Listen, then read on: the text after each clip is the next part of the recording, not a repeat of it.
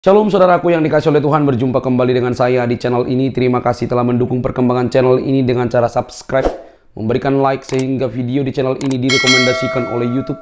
Tentu juga saya minta kabar teman-teman untuk memberikan komentar yang cerdas yang berhubungan dengan video yang saya upload. Dan saya minta kabar teman-teman untuk men-share video dari channel ini ke berbagai media teman-teman, sehingga ada banyak orang yang mengetahui informasi dan kebenaran melalui channel ini. Dan akhirnya banyak orang yang mengetahui dan menerima kebenaran di dalam Kristus Yesus yang melepaskan, mengampuni dosa-dosa umat manusia dan lepas dari kebinasaan. Terima kasih, Tuhan memberkati kita. Saudaraku yang dikasih oleh Tuhan, kali ini kita melihat dua ustadz yang sekaligus dibabat habis teman-teman. Mereka mau mempertanggungjawabkan asal muasal kenabian daripada Muhammad SAW yang mereka sembah dan mereka yakini sebagai Rasul dan Nabi buat Islam. Tentu ini penting buat mereka karena apa? Daripada sibuk mengurusi keyakinan orang lain, Injil, Alkitab dan lain sebagainya tentang kekristenan, mending mereka sibuk untuk mencari latar belakang atau sejarah daripada Nabi Muhammad SAW. Kok bisa dipanggil Nabi? Kok bisa seorang pendeta latar belakang sekte yang mengetahui kenabian Nabi Muhammad, dan apakah itu sah? Nah, ketika apologetik Kristen memberikan tanggapan-tanggapan dan pertanyaan-pertanyaan, itu semua berdasarkan dalil. Dan kalau kita kembali ke buku-buku primer, ke buku-buku yang bagus di awal mula-mula Islam lahir, maka kita akan mengetahui apa yang terjadi di sana. Nah, kita akan melihat perdebatan ini, perdiskusian ini teman-teman, dan buka pikiran, wawasan untuk melihat duduk letak masalah pertanyaan yang dipertanyakan saat diskusi ini berlangsung. Dan kita mau tahu seberapa jauh pemahaman daripada ustadz-ustadz ini yang merupakan jagoan daripada Islam ini yang selalu dibangga-banggakan teman-teman ya. Jadi simak sampai selesai, jangan skip supaya kita paham apa yang dibahas, dan lihat bagaimana ustadz-ustadz ini nyerempet, apalagi Ustadz Juma, nyerempet sekali ke Alkitab yang tidak ada sama sekali hubungannya dengan Nabi Muhammad SAW. Ini dia teman-teman videonya.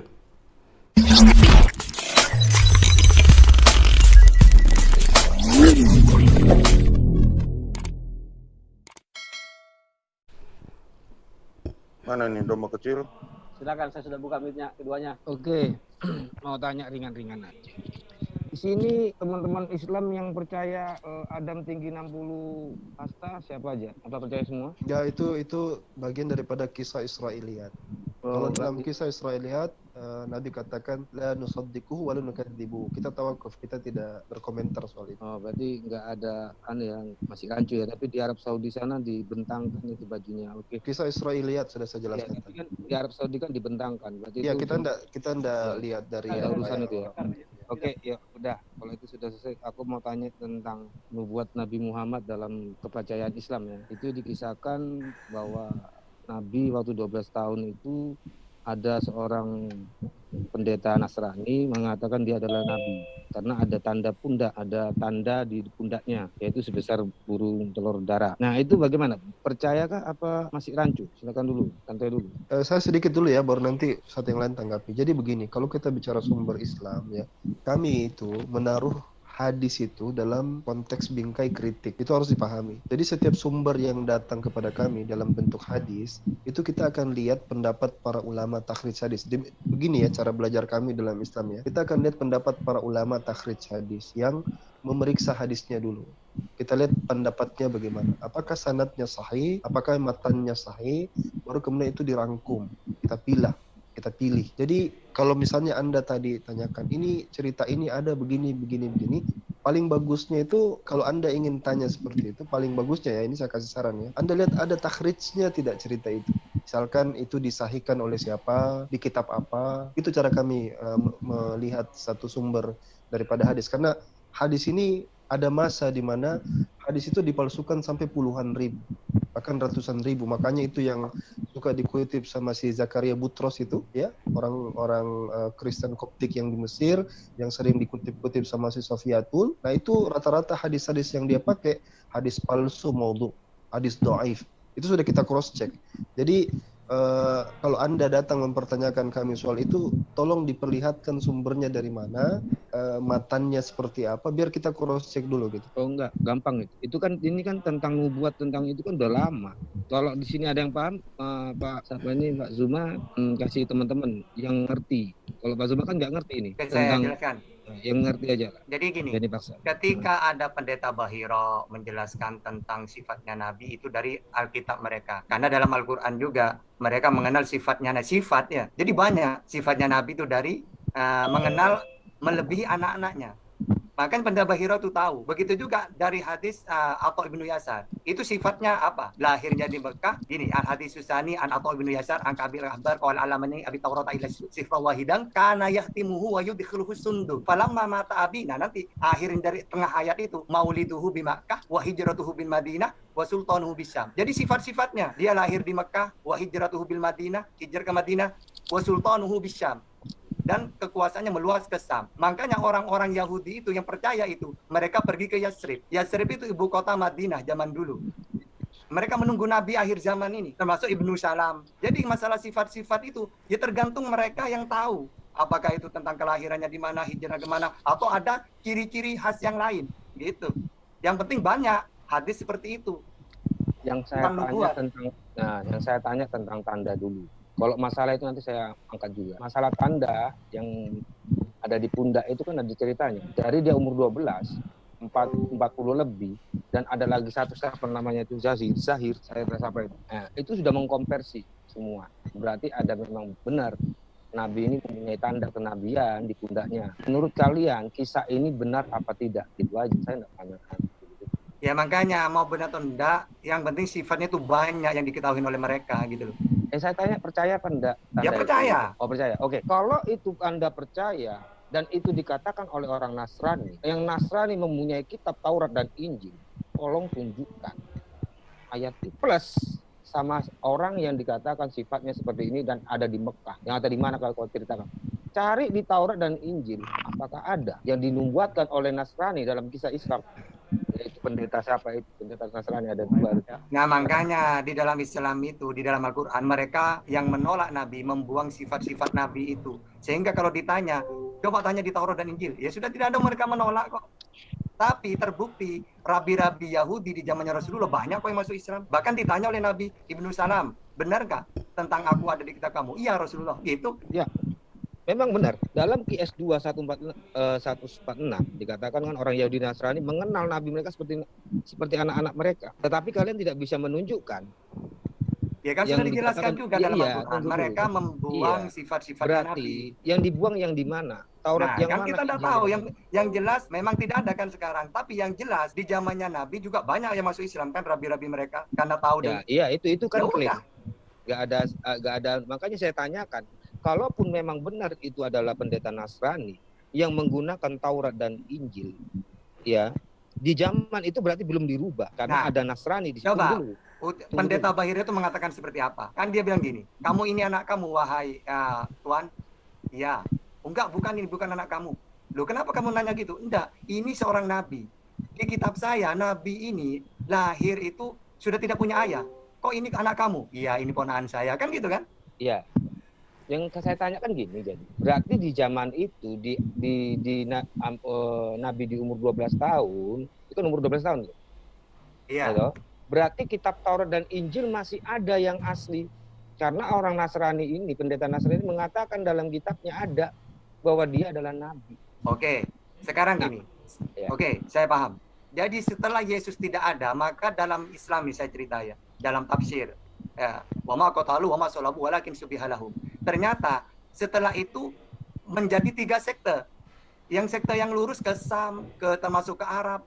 Sedangkan sekte yang Yakubiyah dan Nasturiyah itu udah di sekte yang sesat, yang didukung oleh Romawi, Trinitas. Makanya pendeta Waraka bin Naufal itu tidak mentuhankan Yesus itu. Gitu. Jadi kita harus tahu sekte yang mana. Karena ketika ke Sam itu kebanyakan bukan sekte seperti yang sekarang, bukan mentuhankan Yesus. Ya, oke. Sekarang kan gini, saya percaya dengan omongan. Sekarang kan ada Taurat dan Injil asli yang dibawa oleh pendeta Nasrani ini atau oleh Warokah di tahun 600-an, 500-an lah anggap ya sebelumnya. Di manakah ini? Adakah umat Islam yang menemukan atau mempercaya suatu kitab yang dikatakan ini benar kitab Taurat dan Injil? Oke. Di zamannya Nabi Muhammad ya, ketika Sayyidina Umar memegang Taurat, jangan kamu bawa itu. Andaikan Musa itu menuntutin aku, dia akan beriman kepadaku, memakai Al-Quran. Berarti kitab-kitab itu sudah tidak dinasyah, nasi mansuh, tidak berlaku. Untuk apa disimpan? Uang itu untuk umatnya masing-masing, yaitu Israel. Wa rasulan ila bani Israel. Aku diutus untuk Israel saja. Ngapain ketika Al-Quran turun mau dipakai? Ya enggak. Gitu loh. Oh, berarti Taurat yang dipegang sama Waraka, sama Nasrani ini sudah nggak dipakai, perlu dibuang gitu ya? Ya, Sekarang andai kan tetap masih utuh, tetap tidak boleh dipakai itu. Karena itu untuk kaumnya sendiri. Pertanyaannya, Nabi itu kan dapat diutus di umur 40. Sedangkan tahun, benar tidak? Benar kan? Iya. Berarti sebelum Nabi Muhammad mendapatkan wahyu, kitab Taurat dan Injil itu masih ada. Tidak mungkin dia yang belum diutus bisa mengatakan itu buang aja kitab Taurat dan Injil. Karena kenapa nggak masuk akal? Karena Quran belum datang. Oke. Ada juga gini. Ya Nabi, bagaimana kami mengimani kitab terdahulu? Oh, jangan 100% kamu imani karena sudah banyak perubahan. Dan jangan 100% kamu dustakan. Bagaimanapun pada awalnya itu memang firman Tuhan. Memang ada, tapi tidak sesesat di Eropa gitu loh. Yang mentuhankan manusia. Berarti Nabi ini membuat bingung para Nasrani dan Yahudi. Tidak bingung, andai kan kita beriman kepada Al-Quran, ya tidak bingung. Iya, enggak gini. Kenapa aku katakan bingung? Dengan yang Bapak jelaskan tadi, jangan kau percaya 100%, tapi jangan kau nggak boleh percaya 100%. Tapi gimana? Nggak boleh juga. Iya. Nah, berarti kan membuat ragu-ragu. Tidak boleh beriman 100% karena banyak perubahan. Tidak boleh mendustai karena yang banyak dibuang itu seperti sifat-sifatnya Nabi atau perintah-perintah yang mereka tidak kuat dirubah. Nah, sehingga kalau kita menolak 100%, wong tidak semuanya dirubah. Kapan Nabi itu bicara seperti itu? Setelah menerima wahyu apa sebelum? Nah, ketika Nabi diutus. Nah, iya kan aku katakan tadi, sejak Nabi diutus oleh Allah di umur 40 tahun, berarti umur 39 tahun, anggaplah dia dapat wahyu langsung mengatakan Taurat dan Injil itu palsu. Padahal Nabi diutus itu temu Warakah yang lagi menyalin kitab Taurat dan Injil. Kan saya pertanyakan di sini, berarti di zamannya Warakah itu kitab Taurat dan Injil itu asli, ada yang asli, berbeda dengan kitab yang kami pegang. Bukan asli, tapi ada perubahan juga. Oh, berarti nggak ada yang asli? Ya kan yang dibuang sifat-sifatnya Nabi. Atau tadi Bapak katakan pada zaman itu yang benar itu di Mekah, yang di Barat itu salah semua. Gimana kok? Ya, bukan kapan saya mengatakan salah semua. Sekte ini tersebar ke kalau Eropa kebanyakan sesatnya karena Yakubiyah, Nasturiyah. Sedangkan seperti di Sam ada Waraqobino Bahiro, juga ada rabi-rabi Yahudi di Yasrib, juga di Mekah ya ada Waraqobino Naufal. Mereka tidak mentuhankan Yesus. Iya, sehingga tidak semuanya. Pertanyaannya gampang, Pak, nggak usah dipanjang-panjang. Gini loh. Berarti yang di Arab ini kan benar, yang di Barat salah. Apa salah semua? Ya enggak. Lah yang benar yang di Arab kan, yang dipegang Warakah toh. Iya. Yang walaupun di Arab ya ada juga yang apa ya? Berarti tidak ada yang benar. Ya bukan tidak ada yang benar, kan 100% tidak boleh diimani dan tidak boleh didustai. Bapak percaya yang Barat itu banyak dustanya. Berarti yang di Arab ada dustanya juga. Ya, kebanyakan kalau di Arab kebanyakan masih banyak menyalin yang ada dustanya. Iya, ada juga dustanya tapi tidak seperti yang di Barat. Makanya ketika berarti Rasulullah nggak ada yang benar. Berarti tidak ada yang benar karena semua sudah dirubah. Iya memang. Kan udah dijelaskan dalam Al-Quran. Nah. Terutama sifat-sifatnya Nabi. Iya, karena kalau Bapak katakan semua dirubah, dari mana Nasrani ini bisa percaya bahwa Nabi Muhammad ada seorang Nabi yang punya tanda pundak sebesar burung telur darah? Nah, makanya kan sifat-sifat Nabi dijelaskan oleh mereka itu kan banyak, bukan hanya itu. Iya, Maka dari mana? kalau hal Dari seperti itu kitab saja, yang mana? misalnya Kalau cuma satu kitab tentang itu kuda ada, ya. Gini loh Pak, gini loh. Bapak dengar dulu. Jika itu dari Nasrani yang memegang kitab yang ada di mana di Mekah katanya Bapak, di Arab, itu yang benar. Berarti ada tertulis di sana yaitu tentang nubuatnya bahwa dia adalah seorang nabi. Iya toh? Iya. Tidak mungkin kitab yang di Arab ini yang memang katakan ada yang dirubah dan tidak, itu tidak menuliskan tentang nabi. Pasti menuliskan. Nah, yang pertanyaannya, yang ditulis Warakah ini yang dikatakan ada tentang nubuat Nabi Muhammad, itu kitab yang mana? Nah, kalau di Warakah itu bukan membahas tentang sifatnya Nabi. Intinya mereka di sana itu tidak mentuhankan Yesus. Gitu loh. Nah, untuk pada akhirnya kata Rasulullah itu Saya tidak memalsukan semua. Yesus, Pak. Saya yang tanyakan ini Oke, tentang tanda. sudah sampai Gitu loh. silakan Oke, Pak Domba Kecil dibikin kesimpulan 1 menit dari apa yang ditanyakan. Ya, Silakan. karena memang ya kalau umat Islam biasanya mencari nubuat tentang nabinya itu di Taurat dan Injil, diobrak-obrak lah semua ya. Padahal dalam kitabnya sendiri mereka bingung, tanda apa ini? Ada di kitab mana? Kitabnya tidak ada. Bingung carinya. Makanya karena nggak ada, mereka mencari yang ada. Ini sungguh mengejutkan. Dah, itu aja. Dan satu pertanyaan lagi untuk semua. Untuk Pak siapa tadi? Yang terakhir ya, yang ngomongnya sama aku. Apakah firman Allah yang A-I-U-E-nya Allah, tahu kan A-I-U, perkataan langsung itu, kekal apa ciptaan? Iya, kekal. Oke, pernyataan terakhir. Dokter, aduh minta tolong satu lagi, Sudah cukup ini, sudah satu lah, dokter 5 menit doang, dia bilang minta waktu 5 menit lah, dokter lah, sekali lah, menanya dia mau dokter. Ya, satu aja Pak Awi, gimana Pak Awi? Silakan pertanyaan satu kali pertanyaannya aja. Oke ya, saya bentangin layar ya, sebentar, tunggu dulu. Sebentar sebelum bertanya kita tanggapi dulu tadi pernyataan terakhir dari pernyataan terakhir karena ada yang mengatakan tidak ada nubuatan dan lain-lain, ini harus dibantah dulu. Silakan Bang Alif atau Bang Ustadz Tahta dibantah tadi pernyataan terakhir dari saya boleh Bang? Silakan. Ya, kalau berbicara mengenai kitab yang kemudian sahabat kita tanyakan tentang apa yang diterangkan Warakah. Kalau hari ini kitabnya Kristen yang hanya terjemah itu dipegang oleh Warakah, maka kitab itu pun masih menunjukkan tanda-tanda nubuatan tentang Rasulullah. Hanya mereka tidak mau memahami. Nah, terkait dengan valid atau tidaknya kitab yang digunakan Warakah itu bukan menjadi cerminan. Ketika kemudian Warakah mengatakan bahwa ada tanda-tanda kenabian pada diri Rasul Muhammad SAW. Jangankan kitab yang masa itu, kitab di tangan Kristen hari ini juga masih ada nubuatan Rasulullah di dalamnya. Itu harus dipahami. Lalu kemudian ketika bercerita tentang ada tanda-tanda pada diri Rasul Muhammad SAW, itu tidak menjelaskan Warakah bahwa di dalam kitab Injil, di dalam Torah ada diberikan tanda-tanda, bukan itu. Tapi Warakah kemudian memahami kitab pada masa itu, kitabnya nabi-nabi terdahulu yang ada pada dia, bahwa ada nabi yang datang sosoknya sama persis dengan apa yang diceritakan di kitab mereka, dengan apa yang dia lihat pada diri Rasul Muhammad SAW. Itu poinnya. Kalau kemudian dikatakan apakah berbeda dengan kitabnya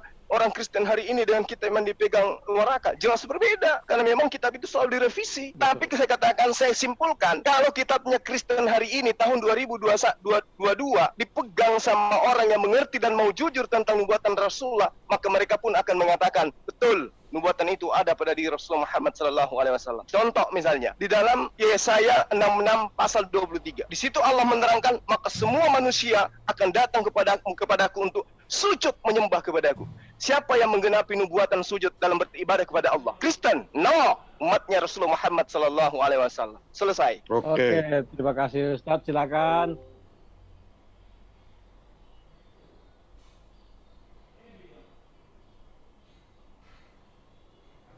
Kita sudah menyimak teman-teman apa yang didiskusikan dalam room ini, dan kita jelas tahu bahwa Apologetik Kristen berhadapan dengan Ustadz Alwan dan juga beberapa teman muslim termasuk Zuma, jagoan daripada Gerhana Mualaf yang selalu dibangga-banggakan umat muslim. katanya keren, katanya jago, katanya luar biasa. Kita lihat thumbnailnya luar biasa teman-teman. Tetapi endingnya memang selalu berhasil dibungkam teman-teman. Nah, ini penting untuk seluruh umat muslim yang menyaksikan. Kenapa? Karena mereka harus mengetahui seluk-beluk latar belakang kenabian Muhammad di awal mula-mula Islam lahir. Supaya mereka benar-benar dicerdaskan, benar-benar dibuka pikirannya bahwa ada banyak literatur yang bertanggung jawab yang dapat dipelajari untuk menguji sejarah yang otentik yang selama ini bisa dipelajari siapapun. Tapi jikalau teman-teman umat muslim tidak mau mempelajarinya, hanya mendengar ustadz, maka Anda akan terjebak di dalam pemahaman yang keliru. Yang kedua teman-teman, kita tahu bahwa sejarah membuktikan bahwa kenabian Muhammad itu justru diakui, ditentukan oleh seorang pendeta, tapi itu bukan pendeta dari Kristen arus utama atau yang mengakui Yesus Tuhan dan Juru Selamat, bahkan mengakui Trinitas Tritunggal, bukan. Tetapi itu Kristen sekte, ya, Kristen sekte yang sangat berkembang di awal zaman mula-mula Islam lahir. Itu tidak bisa dibohongi, itu pasti bahwa ada gereja yang berkembang di sana, tapi itu bukan gereja arus utama yang mempercayai Allah Tritunggal, yang mempercayai Yesus Kristus itu Tuhan. Bukan itu. Tapi itu Kristen sekte, bagian dari penyesat. Dan itulah yang mengakui kenabian daripada Nabi Muhammad SAW. Itu tidak bisa dipungkiri. Dan kalau misalnya Zuma ini memberikan sebuah argumen, dia tidak memberikan argumen yang cerdas, tetapi dia menyimpang dari argumen untuk menutupi ketidaktahuannya. Orang kalau dia pintar, dia akan mencari buku primer sebagai dalilnya untuk membantah setiap pertanyaan dari apologetik tersebut. Tetapi apa hasilnya? Ketika dia menyatakan, memberikan sebuah argumen, dia mengakui pendeta dari Kristen sekte itu, tetapi dia nyerempet ke Alkitab terjemahan katanya, walaupun kekristenan tidak mengakui.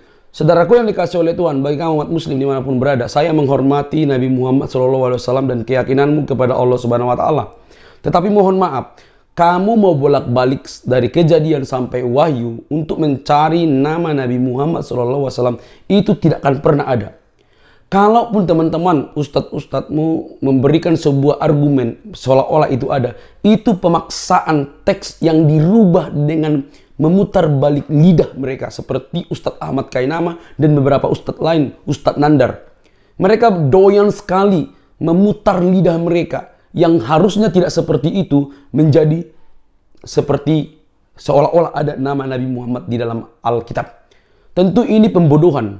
Dan kalau teman-teman, kita tidak bisa belajar teman-teman hanya mencocokkan. Tidak bisa. Kita harus mencari kata yang digunakan. Ada kata yang mirip tapi artinya berbeda. Tapi maksudnya berbeda. Karena Alkitab itu harus diartikan, ditafsirkan sesuai dengan konteksnya. Konteks keseluruhan ayat. Dan tidak bisa dipisahkan satu persatu. Jadi kalau teman-teman umat muslim dan menyaksikan banyak ustadzmu yang mengklaim ada nama Nabi Muhammad di dalam Alkitab, itu harapan hampa, harapan kosong yang dipertontonkan oleh para ustadzmu dan para mualaf supaya engkau senang. Itu saja. Karena di zaman Alkitab selesai ditulis, dikanonisasi dengan baik, dan zaman Yesus, zaman para rasul, para murid tidak pernah mengenal Islam dan tidak pernah mengenal Nabi Muhammad. Jadi stop mengklaim. Itu hanya membodohi banyak orang. Itu hanya membodohi orang-orang yang saat ini begitu banyak yang cerdas. Ya teman-teman yang dikasih oleh Tuhan, kalau memang kita mau cerdas, cari sumber yang benar-benar bertanggung jawab dan yakini itu. Jadi gini saja, kalau teman-teman percaya bahwa Nabi Muhammad itu adalah nabimu yang benar-benar membawa Anda ke surga dan Allah Subhanahu Wa Taala, Anda percaya sebagai Tuhan Anda untuk membawa Anda ke surga, yakini itu sepenuhnya. Tidak usah cari-cari di kitab lain. Karena semakin Anda mencari, semakin Anda ketahuan tidak punya dasar yang kokoh. Kekristenan tidak pernah mencari dalil di Al-Quran bagaimana imannya. Dia imannya sudah berdiri sendiri dan dia kokoh gitu. Jadi teman-teman juga seperti itu, yakini saja. Kalau teman-teman rasa-rasanya kurang percaya diri, ya jangan kurang percaya diri. Tetapi kurang yakin, cari sungguh-sungguh. Itulah zaman di mana ilmu pengetahuan ditekankan. Cari, jangan menjadi orang yang beriman buta hanya mendengar dari ustadz, mendengar dari orang-orang tertentu, tapi kamu harus mencari di mana faktanya, di mana buktinya. Karena iman itu harus berdiri dengan baik. Halo teman-teman yang dikasih oleh Tuhan, saya secara pribadi sangat mengasihi kalian. Dan saya juga tahu latar belakang Muslim. Oleh karena itu, mari terus kita rajuk persaudaraan tanpa menyakiti. Ya, tak usah korek-korek di Alkitab, tidak usah korek-korek Nabi Muhammad. Tidak ada di situ sama sekali. Entah itu dibuat bahasa Ibraninya lalu dibuat di translitasi Google. Muhammad, kata si Ustadz Kainama dan yang lain sebagainya. Aduh, kalian hanya dibodohi. Ya, Alkitab itu berbeda dengan Al-Quran. Alkitab itu punya konteks, teks, dekat, jauh, yang berhubungan, paralel. Jadi berbeda dengan Quran. Jadi kalau semakin diklaim, semakin ketahuan bahwa kalian tidak bisa berdiri kokoh, tidak bisa berdiri dalam dasar keimanan kalian. Ini saya buat video supaya teman-teman dapat bertanggung jawab atas iman teman-teman semua. Semoga kita dicerdaskan, semoga kita dikuatkan. Jika ada perkataan saya yang salah, saya mohon maaf. Tetapi itu semua bukti dan saya pernah pelajari. Semoga kita dicerdaskan, diberi wawasan yang baru. Ingat, Kristus sangat mengasihi teman-teman. Kristus mati berkorban untuk teman-teman. Jangan terlambat, tanya sungguh-sungguh, karena Tuhan sangat mengasihimu. Sampai ketemu di video selanjutnya. Jangan lupa tekan tombol subscribe-nya, like, komen, dan share sebanyak mungkin. Bye-bye.